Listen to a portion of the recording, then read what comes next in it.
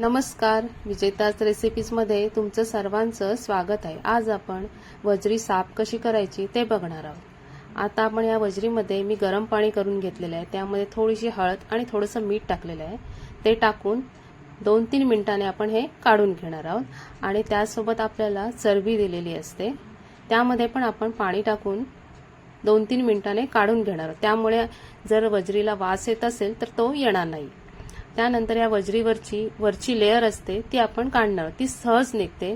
जर तुम्हाला काढायची नसेल तर तुम्ही नाही काढली तरी काहीच हरकत नाही।